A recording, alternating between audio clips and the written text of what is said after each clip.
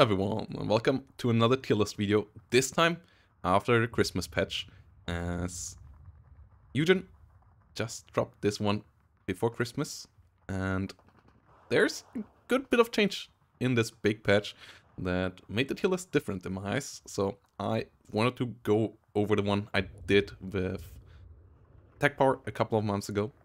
This one was the list. If you want to pause here so you can see the changes, you can do it, or you can follow the link in the description to the old one and see our reasoning there. I just want to go over some quick updates and the biggest movements in here, and one of them is 4th Ultimaker being back in S tier, as they got a couple of small buffs that in my eyes really helped them out getting back up there. The M42 Stoke, for example, getting a bit more penetration and so on. So and they didn't receive any nerfs while still being seeing a hell of a lot of playtime and a hell of a lot of ban time in League. So yeah, they went back up to S tier, maybe high A tier, but pretty close there, like S tier here, just a step above. Second infantry, not really much has changed there. But 97th has dropped out of S tier, down to lower A tier, as the all-rounder is not quite as efficient anymore as it once has been. It doesn't have its P2 spam of Doom. You can counter that now, especially with the price change and the hit point change. Maybe the price change will be rewarded, then they might go a bit back up again. But you also lose the cost efficiency on the off-map, which went 40 points up, the Circle of Death. So 97th for sure got hit the hardest out of all divisions. But they might have been the best before, so they still only drop into A tier. But another winner is the 26th Panzer. They also got the M42, Stuck M42, they got the Stuck M43, they got Panzer IV F1s, and they got Panzer Grenadier MG34s. All of these getting buffed, and they were already a pretty viable division before, so I would say they really went up the food chain a bit here, higher into A tier.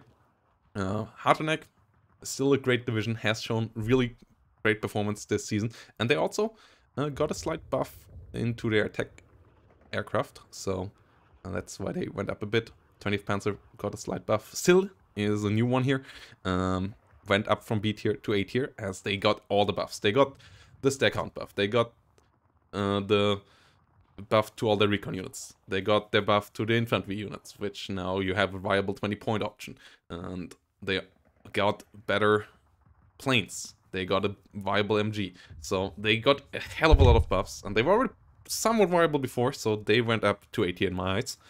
Obviously, all of this is based on not much of experience. We will do a full-on tier list video once more before the start of the next league season, and this is just based around what I think these changes will lead to. 4th Alpina stays in A tier in my eyes. I was a bit between A and B tier before. I'm now solidly in A tier with it, with the buffs it receives, the P26 armor, the buff in accuracy to the M15/42, and also the faster motorbike especially, as faster motorbikes really allows the 4th Alpina to get on to the battlefield. Another division that got back into A tier is, in my eyes, the New Zealanders, as they, with the Maori, now have a pretty decent long-range firepower stuff. They also got buffed due to the air buffs to the Commonwealth airplanes, the Spitfire bombers and all the rocket planes. So that helped out this division a bit as well. And proud New Zealanders back from higher B tier to lower A tier again, in my book.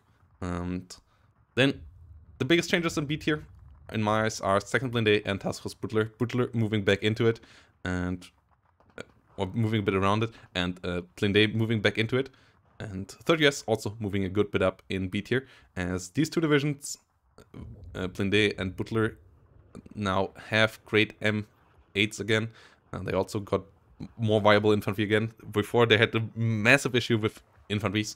Now with the buff to availability to the double MG in 2nd Blinde and the change to the rallies and Task Force Butler, they really have some solid line infantry again. 3rd US, same thing. So that's why they went up a bit again, as they already have seen a bit of play lately, and with that they sure went up. The two Romanians went down a bit. 5th left A tier, went down to B tier, as the Rigida nerf does hit them quite a bit. So that's why I reduced them a bit. And then the divisions that got nerfed the hardest are the other P2 divisions, like 10th Guards Tank Corps or 3rd Guards Tank Corps. All of these went down quite a bit and will be lower here. A division that I moved up is Ramarapana from C to B tier, and the 3rd Canadian. 3rd Canadian received a lot of buffs, the stack count buff, the buff to their infantry availability on the engineers, the buff to their Sherman. So all of this moving them slightly up into B tier again. And Reimer has shown a lot of good performances in League, and the Double Flamer buff is actually maybe more impactful than some people might think. Division that moved down into C tier on the Axis side is Toulon, as the Brandenburger nerf is quite substantial for them. They really could use Brandenburger really nicely before, and now it's not quite as cost efficient anymore, so I put them down into C tier, whilst a couple of other units, divisions moved around in C tier, moved slightly up, but didn't quite reach B tier for me, and that's 16th Panzer and 5th SS Panzer, as these have the MG34 Panzergrenadiers together with Strachwitz, but I don't quite feel like those are strong enough to get them up. They're not more cost efficient. You get a couple more, which is nice, but you still don't get super cost efficient infantry with them.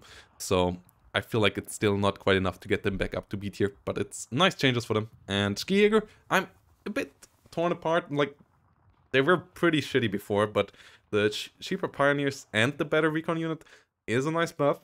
But I still think it's not enough to reach B tier. So yeah, Kurik still in D tier for me. Russelsprung left D tier, went up to C tier.